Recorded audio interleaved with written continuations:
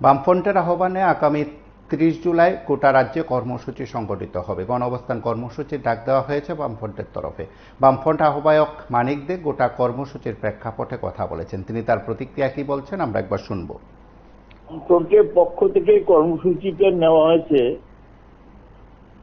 বেশ কিছুদিন যাবৎ রাজ্যের সাধারণ মানুষের মধ্যে একটা ক্ষোভের বহিঃপ্রকাশ ঘটছে।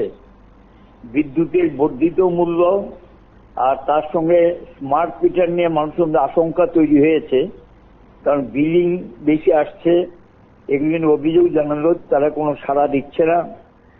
এগুলি নিয়ে মানুষের মধ্যে ক্ষোভ বিক্ষোভের বহিঃপ্রকাশ সারা রাজ্যে চলছে। দ্বিতীয় যেটা দেখা গেল যে গ্যাসের দাম বেড়েছে, এই অজুহাত এনে ৭৭ পয়সা পার ইউনিটে বাড়িয়ে দিয়েছেন প্রতি ইউনিটে। কিন্তু গ্যাসের দাম আমাদের এখানে সাধারণত ত্রিপুরার যে নিজস্ব বিদ্যুৎ যেটা উৎপাদন হতো গ্যাস দিয়ে, সবটাই তো বন্ধ। শুধু রুকিয়া থেকে ২০ মেগাওয়াট মাত্র বিদ্যুৎ আসে, আর বাকি সবই তো নর্থ ইস্টের থেকে শেয়ার আসে। কাজে এই গ্যাসের ক্ষেত্রে এখানে দাম বাড়াতে হবে প্রয়োজনীয়তা আছে বলে আমরা মনে করি না। কাজে এই বর্ধিত মূল্যটা প্রত্যাহার করুক, আর স্মার্ট মিটার নিয়ে মানুষের যে আশঙ্কা তৈরি হয়েছে এটা দূরীকরণ করার সাপেক্ষে এটা বন্ধ থাকুক, কারণ মানুষের সবটা পরীক্ষা নিরীক্ষা হোক, এরপরে দেখা যেতে হবে।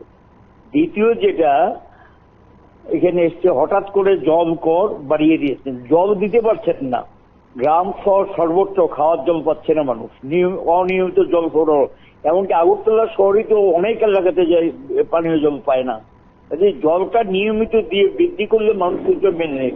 দেখা গেল এর মধ্যে প্রায় ১০০% জলের দাম বাড়িয়ে দিয়েছে। ১০০% জলের দাম বাড়িয়ে দিয়েছে এর মধ্যে দেখা গেছে। যেটা তৃতীয় যে বিষয়টা এসছে সেটা হলো গিয়ে গ্যাস, রান্নার গ্যাস পাইপলাইনে যেটা দেওয়া হয়, সিএনজি, অটো শ্রমিকরা এটার উপরে তাদের জীবিকা নির্বাহ করে।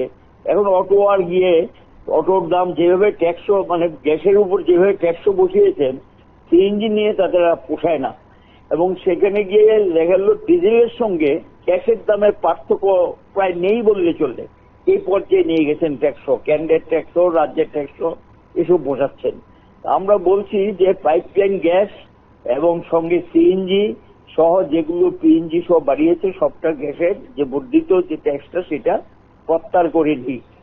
তৃতীয় যেটা এসছে এখানে, দুগ্ধ, এটা বাচ্চারা খায়, বয়স্করা খায়, গোমতী দুধ, এটাও ভালো হারে সেখানে বাড়িয়ে দিয়েছেন। এটারও আমরা প্রতিবাদ করেছি, কিন্তু রাজ্য সরকার থেকে এটাকে বন্ধ করার কোনো পদক্ষেপ তারা নেয়নি। তাহলে দেখা গেল একদিকে বিদ্যুতের মূল্য, তারপরে জল কর, তারপরে সঙ্গে যুক্ত হয়েছে গ্যাসের মূল্য বৃদ্ধি, এর সঙ্গে যুক্ত হয়েছে গিয়ে দুগ্ধের দাম বৃদ্ধি।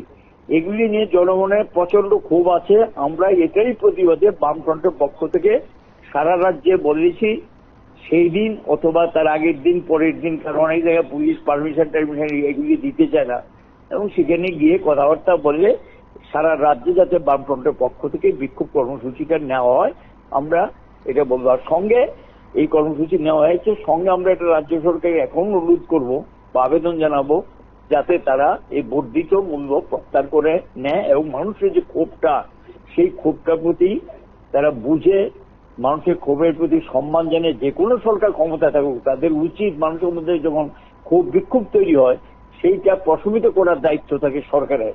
আমরা সরকারের কাছে আবেদন জানাবো, যেহেতু একটা চতুর্দিকে খুব বিক্ষোভ চলছে, এটা নিয়ে সরকারকেই দায়িত্ব নিতে হবে এটা প্রশমিত করার জন্য। সরকার আসুক, কথাবার্তা বলুক, সমস্যাটা সমাধানে যাক, এই দাবিতেই আমরা বিক্ষোভটা সংগঠিত করব।